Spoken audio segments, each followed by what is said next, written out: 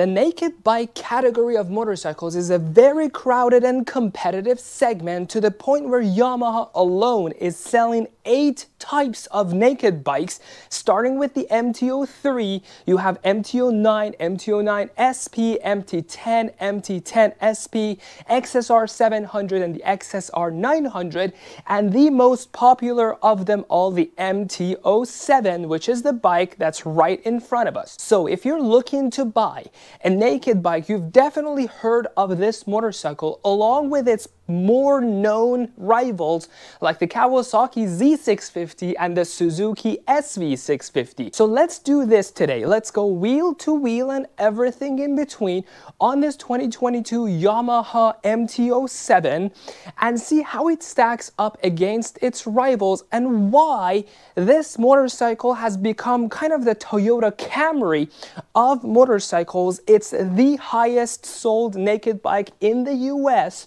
and it's probably the one you're gonna pick over its rivals, but let's see why that will be the case. Let's start by talking about what's under the hood on this 2022 MT-07. You have a 689cc parallel twin engine. In some other countries, you have a 655cc engine on this motorcycle called the Lambs edition, which is the Learner's Approved Motorcycle Scheme. We don't have that in the US. Essentially, they do detune this engine enough so that you can ride it around without any motorcycle endorsement. For those of you who want to use this as a beginner motorcycle to learn how to operate a bike so that you can get your license with it. In the US, we don't have that. We only have the 689cc engine here. That makes 45-ish foot-pounds of torque and about 65-ish horsepower at the crank, so about 50-55 probably at the rear wheel. In comparison, the Kawasaki Z650's engine has 40 cc's less than this one. The Kawasaki's engine is a parallel twin like this one, but that one only has 649 cc's, and the SV650's engine is even less cc's than the Kawasaki. That has 645 cc's, but they all three of them essentially make almost the same power and the same torque, to the point where if you just wear a backpack with a bag of Cheetos in it, you're gonna just offset the 1 horsepower that you have on this one over the other two models. So as far as power and delivery of the power goes, I would say this one and the Kawasaki are almost identical, a little different than Suzuki's because Suzuki's is a V-twin. The other two bikes are parallel twins. So if you think a V-twin gives the bike more character, then you gotta have to pick the Suzuki over this one. But really, at this price point, in this level of motorcycle, you are not after character of the engine. You want something reliable, you want something cheap, you want something lighter, and this bike is the one. This is the lightest of the three at 406 pounds. Kawasaki is 412, 413-ish pounds. And Suzuki is way heavier than both of these. That one is about 430 some pounds. So really, this one should be your top pick when it comes to power to weight ratio. Now let's talk about ride comfort, which is a big thing when it comes to a naked bike. You're gonna be daily riding this motorcycle or you're gonna take it on longer routes. So the 3 things we're gonna be talking about here as far as ride comfort goes is the seat height, adjustability of the suspensions on these motorcycles, and the overall weight of the bike. As I mentioned in the weight section, in the previous section, this motorcycle is the lightest of the 3. Thanks to, I don't know exactly what, because this is also the only one amongst the 3 bikes that does not have a trellis frame. This one has just a regular steel frame, which has thicker panels than those tubular trellis frames. Both Kawasaki and Suzuki have that for looks and supposedly for weight reduction, except this one doesn't have it, and it is the lightest of the 3. Seat height, this one is the tallest of the 3. This one stands at almost 32 inches of seat height, whereas Kawasaki and Suzuki both are about 31 inches. So this one is about an inch higher. So if you sit on those 2 bikes and this bike, you're gonna probably feel less comfortable on this one, unless you're taller. If you're over 5'8", 5'9", then this one probably feels even more comfortable because sitting on a taller bike means your legs are less bent, which contributes to overall comfort. So the seat height really is subjective to it's relative to your height.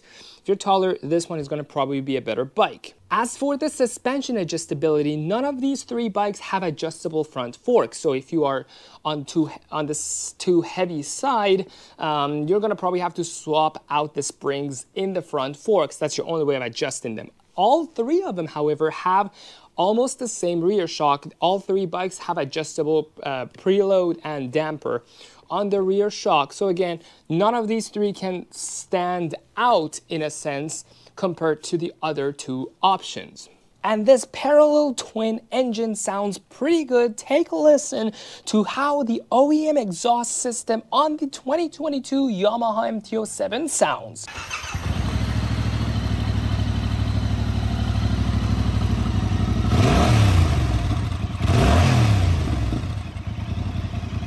And as for technology on this bike, you do have some good stuff, but pretty basic.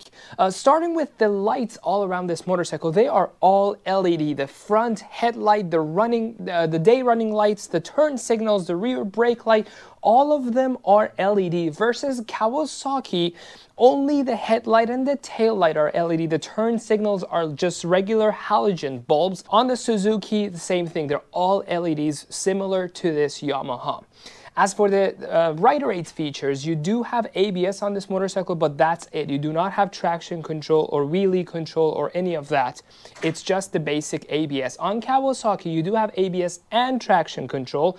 And on Suzuki, you only have ABS, no traction control, similar to this bike. As for the dash cluster, both this bike and the Suzuki have LCD screens, whereas Kawasaki is the only one with a more advanced TFT screen.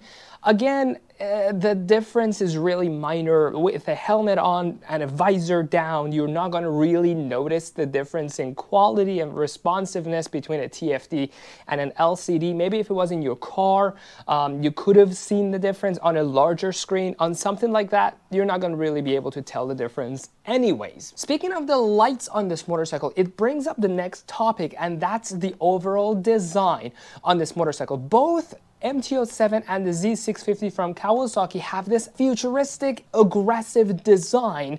Kawasaki calls it Sugomi. I don't know if Yamaha has a word for that or not, but Sugomi essentially is a Japanese word for something that's elegant yet aggressive and in your face, which is the design philosophy of both this one and Kawasaki.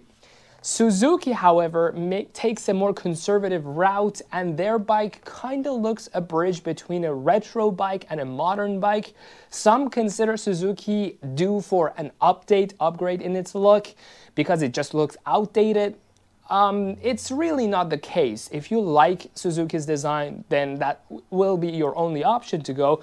If you like a modern design, you do have Kawasaki and Yamaha to pick from. But I think between the two of them, I like Yamaha's design a little more than Kawasaki's. Now, as for the price of these three motorcycles, I'm going to compare the ABS version of them all because Kawasaki does offer a non-ABS and an ABS version. But comparing the price of all three ABS models, this one is in the middle of the two bikes. Kawasaki is the most expensive one at around $8,100. The Yamaha is about $7,900 and Suzuki $7,500.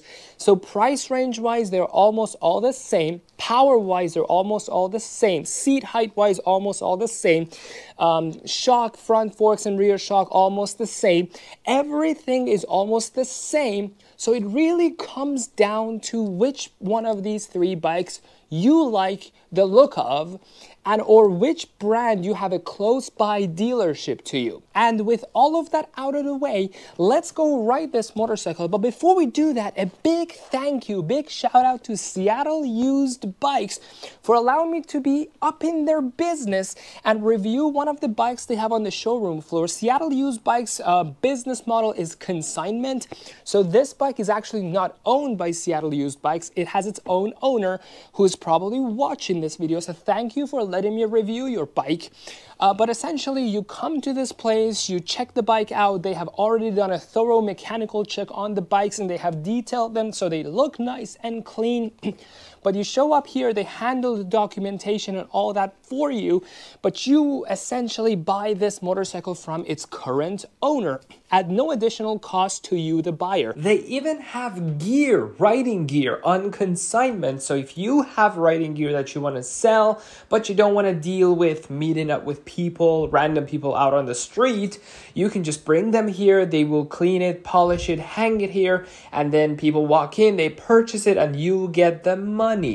Come check out Seattle Used Bikes, and the website will be in the description section of this video, as well as a link to this bike down there. If you want to purchase this bike, it'll be there. So now let's go and ride it. I really like this color. It's such a Yamaha color. Every motorcycle manufacturer is kind of famous for a specific color. Yamaha's color is blue. So if you want to buy a Yamaha, you might as well get it in this color, like the iconic R1 color that is this blue. Kawasaki is obviously green. Ninja colors are green. That's the iconic color for that bike. MV Agusta and Ducati red. Triumph has that really pretty deep green color that it's famous for. That's a really gorgeous color too. BMW's silver color, silver combination with like black or silver and white, is really famous. Every brand really has its own famous color. So this one is blue and it looks really, really nice.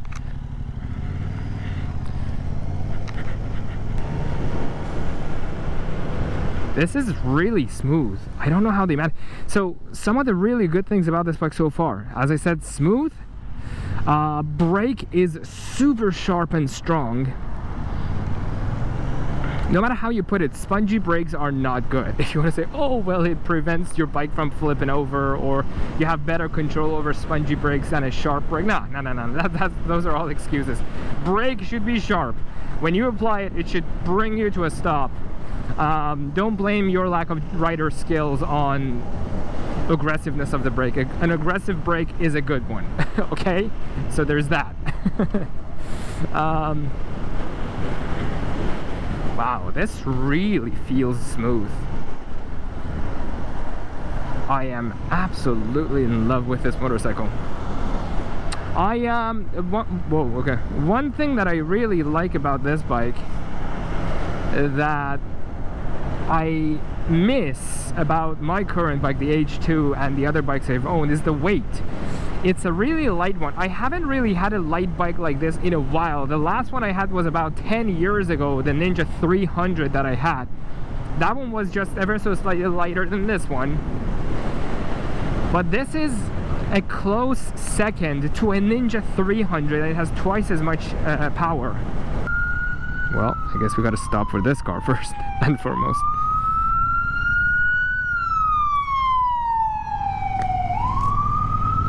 Let's go this way. Now, my final thoughts on this motorcycle. This is just a circle of a bike. It's the most well-rounded motorcycle ever. It does everything it's advertised to do well. And now onto the Emmy Score for the 2022 Yamaha MT-07. In the commuter category and in the riding position comfort, the MT-07's riding position is similar to other naked bikes, upright and comfortable with a cushiony seat. There is a small windscreen that very slightly helps at lower commute speeds, but I assume it is designed for more of a high-speed application like on the freeway. This gets the MT-07 a 10 out of 10 in riding comfort. In the fuel range / features, the MT-07 has a 3.5 gallon tank and gets about 45 to 50 miles per gallon, which is similar to most other naked bikes of this weight class and cc displacement. The bike displays a nice segmented fuel gauge and fuel trip info, such as interval and cumulative fuel consumption. This earns the MT-07 an 8 out of 10 in the fuel range / features. As far as the commute-specific tech goes, the MT-07 doesn't offer much other than ABS, a nice LCD display with quick-to-access trip info, and an adjustable rear shock. This earns the MT-07 a 6 out of 10 in the commute-specific tech and features. In the storage category, MT-07 has very little storage under the passenger seat, which is partially occupied by the toolbox anyways. It earns a 1 out of 10 in the storage category. A good commuter bike should be cost-effective, reliable, and have a strong dealership network. MT-07 costs close to $8,000 and is one of the most reliable naked bikes from what I hear in forums and the consumer reports. Yamaha Motors USA has somewhere between 800 to 1,000 dealers in the US, which creates the largest dealer support network, even surpassing an American brand like Harley-Davidson. The MT-07 gets a 10 out of 10 in affordability, reliability, and dealer support. For an overall score of 35 out of 50 for the commuter category, which is a respectable score. Now on to the performance/dope factor category. In the race riding position category, you can take the MT-07 to the track if you want to, but every component on this bike is better suited for street use than track. It gets an average 5 out of 10 in the race riding position. For the horsepower/torque figures, the torque on this bike is about 46 pounds-feet and has around 55 horsepower to the rear wheel for an average value of 50.5, earning the MT-07 a 3 out of 10. As for the weight, the MT-07 is an impressively light bike at 406 pounds, which is an 8 out of 10. Regarding the racetrack-oriented rider aids features, on the MT-07, you only have ABS and that's it. It earns a 2 out of 10. As for the design choices and marketplace, the MT-07 has an aggressive and modern design, but some consider it a little too cheesy. Like someone said, it looks like you bought it from a Toys R Us, but that's also part of the appeal of this motorcycle to the younger riders. This bike comes in 3 color choices, which is good for a bike in this price point. It has certain favorable design choices like LED lights all around it and an LCD screen. Fit and finish is acceptable, not that there are any flaws, but it does look and feel economy with the sheer amount of cheap plastic used on this bike. Again, perhaps justified at the price point of this motorcycle. Yamaha as a brand is generally associated with mid-range bikes and is definitely in a lower league than its European rivals. This bike especially is of no historical importance and is not a special edition bike. The MT-07 earns a 4 out of 10 for the overall design and marketplace. This gives the MT-07 a total score of 22 out of 50 in the performance/dope factor category, and it sits here on the list of other naked bikes I have reviewed. I would consider Yamaha the frontier brand of all Japanese motorcycles. They often take the biggest risks and sit at the cutting edge of motorcycle innovation. The MT-07 is definitely a fantastic bike in its category, and that is evident from the impressive sales figures in the US. I'm sure this bike will hold a great resale value as it wasn't too expensive to begin with, and it is proving to be a very sought-after motorcycle. If you're looking for a naked bike and have a restricted budget, I literally cannot recommend a better bike to you than an MT-07.